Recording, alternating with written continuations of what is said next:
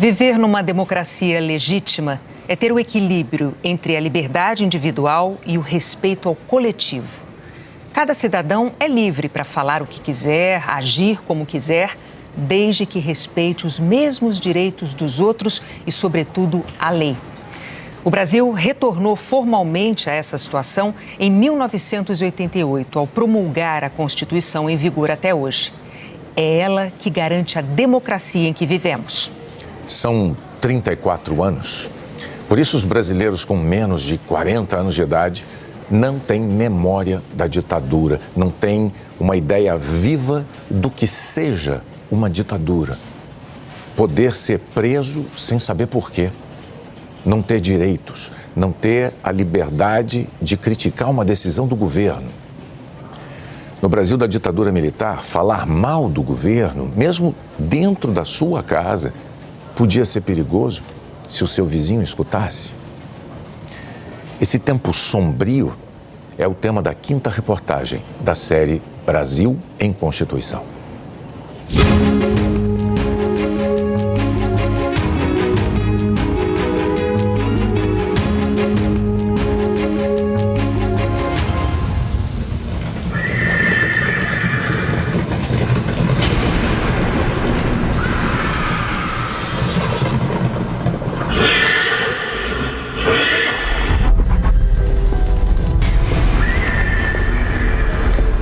Viver sem uma Constituição democrática é assustador.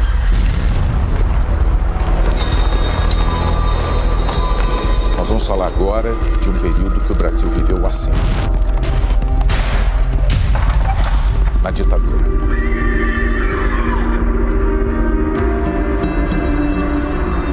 Tem muito problema na perna, tem de você ficar pendurado naquele pau de arara, de você levar choque, tapa na cara, pontapé. E eu pedi pro torturador, me mate, eu não quero mais viver, me mate, eu não estou conseguindo. Ele lembra do olhar dele para mim e disse assim, eu te mato quando eu quiser e vou te fazer em pedacinhos. A violência e a gratuidade da violência é o que surpreende. É o que surpreende. Foi um período de sombras, cheio de histórias de dor. Na ditadura, as principais leis do país, em vez de protegerem direitos, retiravam garantias básicas de todos os cidadãos.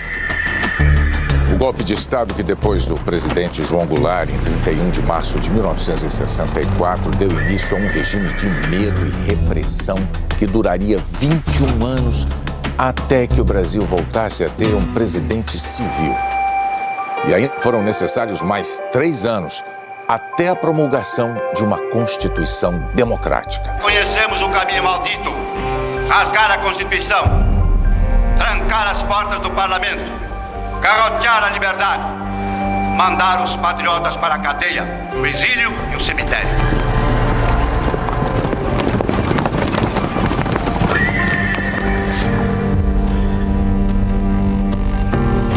Tortura, cassação e censura são fenômenos de ditaduras. E, portanto, é um equívoco tentar um revisionismo histórico de dizer que não aconteceu o que todos vimos. Ninguém me contou, eu estava lá. Você via corpos, cicatrizes, páginas em branco nos jornais e professores que tiveram que trabalhar no exterior. É uma experiência que ninguém deveria ter. Durante a ditadura, as liberdades mais simples, mais individuais, são suspensas e, portanto, você se vê vigiado por todos os lados. Você se vê oprimido e pensando, por exemplo, devo fazer isso, posso fazer aquilo. Posso estudar? O professor Carlos Eduardo dá aula de psicologia, mas hoje vai ensinar história, porque ele viveu a história. Entrar a polícia aqui dentro e nos tirar de sala de aula, nós estávamos aqui num lugar de trabalho. Estamos na PUC de São Paulo. No dia 22 de setembro de 1977, na Casa do Conhecimento, a estupidez arrombou o portão. Vamos ver. Não tem chata nenhuma.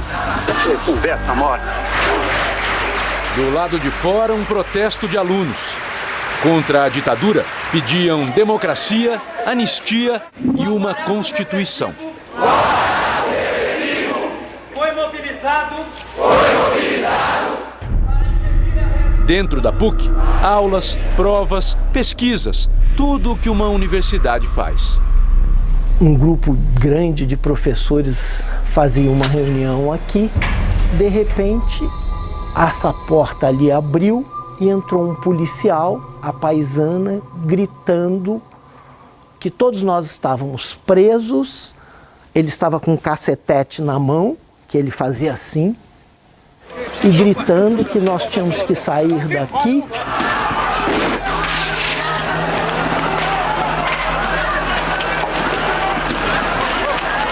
O chefe da invasão foi o coronel do Exército Erasmo Dias, na época secretário de Segurança do Estado de São Paulo, uma das vozes da ditadura.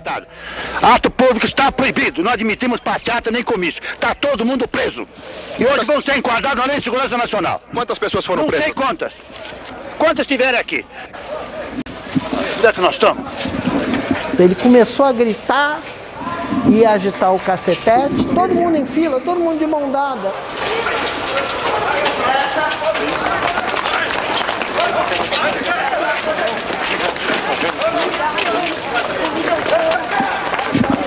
Eu me recordo de algumas pessoas que tiveram uma crise nervosa. Calma. Nós estamos fazendo prova de processo penal e eles invadem e batem em todo mundo. Calma. Meu amigo, por obséquio, é proibido falar aqui. É proibido falar aqui. É proibido falar. É proibido falar. Só quem fala aqui sou eu. É proibido falar. Ao ver 21 anos de ditadura, resumidos em 3 palavras e muita brutalidade, o professor volta no tempo. Você viu uma moça ali chorando e ele querendo resolver tudo com o jeito autoritário dele, gritando e o megafone, né? O megafone, né? Todos que tiveram antecedentes da PUC ou não da PUC estão presos. Todos que não têm antecedentes e não são da PUC estão presos. É muito assustador. Eu vi isso agora e eu me assustei. As imagens que impressionam o professor são fruto da coragem de um rapaz de 21 anos, que manteve a câmera firme no ombro em meio ao barulho de bombas e gritos. O que vocês querem aqui? Vai morar aqui! Vai morar aqui! Moacir Mendonça ficou. E assim, o jornalismo da Globo registrou as evidências de um regime brutal. Naquela época, a censura só permitiu que a Globo publicasse um pequeno texto sobre a invasão. Mas o material está preservado em nossos arquivos para que a história possa ser contada. Eles iam para fazer o excesso, eles iam para se exceder mesmo, sabe? Uma ação e um recado para aqueles que pensassem em fazer alguma coisa, enfim. O recado de que a tão sonhada Constituição teria que esperar. A PUC não esquece o que sofreu. A PUC São Paulo resistiu. A PUC São Paulo lembra. A gente via nossos alunos que às vezes eram espancados, com lágrimas saindo dos olhos, seja porque estavam tristes, chorando, seja por causa do gás lacrimogêneo. Hoje o que dói são as lembranças e os olhos continuam a lacrimejar. –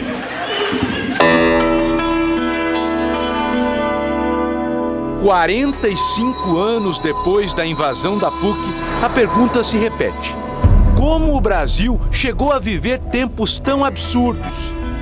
É preciso voltar um pouco mais, para o início de 1964. A posse na presidência da República do Marechal Humberto de Alencar Castelo Branco. principal defesa do indivíduo contra os abusos dos governantes é a Constituição. Durante a ditadura, o Brasil tinha uma, mas ela ficou esquecida na estante. A Constituição de 1967 foi escrita em gabinetes e imposta ao país de cima para baixo. Hoje, ela é um documento que comprova uma verdade histórica. Quando não são a voz do povo, essas letras já nascem mortas. Muita gente acha estranho, porque afinal, se era uma ditadura, por que eles queriam manter uma Constituição? E isso naturalmente se deve a essa intenção de transparecer um regime democrático que não era. Vivíamos sob um Estado autoritário porque, paralelamente à Constituição e acima dela, foram editados os famosos atos institucionais. Aqueles atos foram editados ao arrepio da Constituição e valiam. Na verdade, valiam pela força. Mandatos políticos são cassados. Ato institucional número 2. Ficam extintos os partidos políticos. Fixada a eleição indireta. Desde quando a ditadura militar se instalou, era preciso lutar. Lutar pela liberdade. O que é discutível em determinado momento é se você precisa lutar de uma maneira, por exemplo, armada. Não é? É discutível esse caminho. Mas que é preciso lutar pacificamente contra governos autoritários, não há dúvida. Isso a história consagra. Esse clima permanente de tensão foi se agravando até chegar a um ponto culminante no dia 13 de dezembro de 1968. O presidente Costa e Silva reuniu o Conselho de Segurança Nacional no Palácio Laranjeiras, no Rio de Janeiro, para dar a cartada mais incisiva dele, o ato institucional número 5, que se tornou conhecido como o golpe dentro do golpe. O presidente da República, e sem as limitações previstas na Constituição, poderá suspender os direitos políticos de quaisquer cidadãos pelo prazo de... O AI-5 deu ao governo militar poderes quase absolutos. O Congresso Nacional foi fechado naquele mesmo dia. O governo militar eliminou todas as liberdades. Governo tem poder para caçar, demitir, aposentar e remover o cidadão. Em nome da segurança do Estado, estava suspensa a garantia de habeas corpus. Qualquer pessoa podia ser presa, sem necessidade de um mandado da justiça, sem direito a advogado, sem direito a nada. Quando cheguei no apartamento, eu e meu companheiro, que a gente se aproximou de botar a mão na chave, parecia que tinha um monte de polícia dentro do apartamento. Rosalina tinha 26 anos e era militante da organização VAR Palmares, que defendia a luta armada contra o regime militar. Os agentes da ditadura queriam informações e não tinham limites. Meu filho estava no berço, aí eles pegaram o André, um deles pegou e levantou o André. E o André, no início, achou que era uma brincadeira, né? E eu estava presente ali. Ele começou a rir, ele levou para a janela e disse: eu vou jogá-lo. Eu gritei, não é? E o André começou a chorar muito, né? Porque me viu gritando e ele com ele na janela.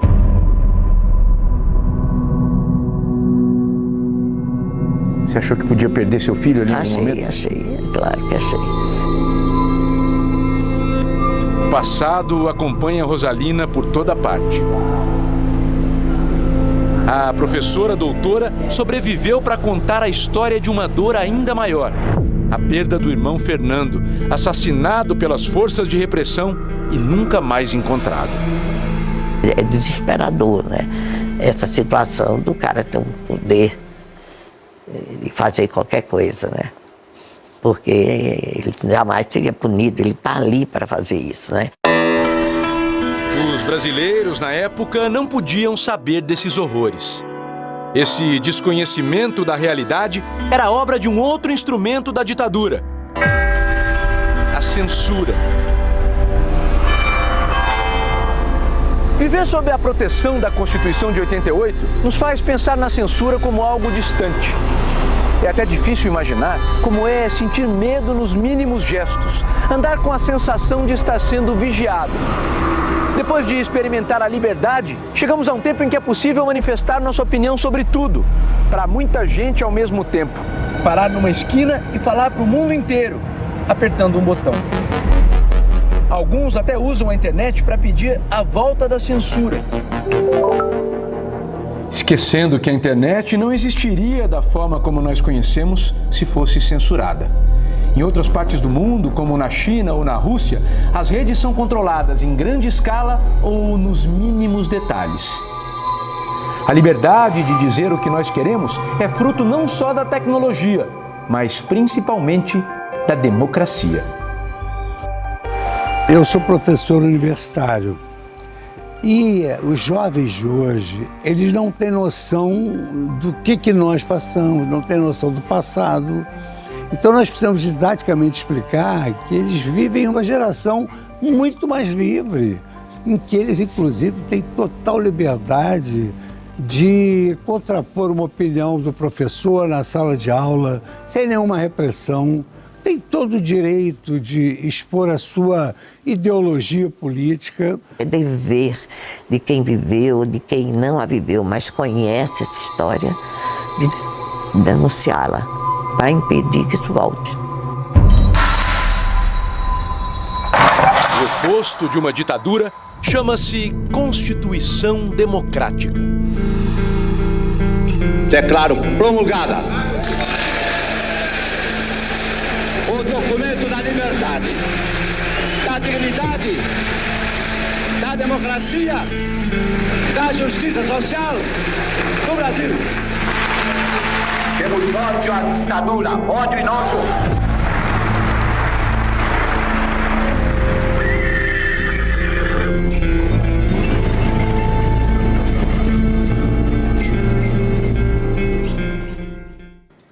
A série Brasil em Constituição volta na segunda-feira com a Assembleia Nacional Constituinte de 1988, um dos momentos mais ricos e vibrantes da história do Brasil.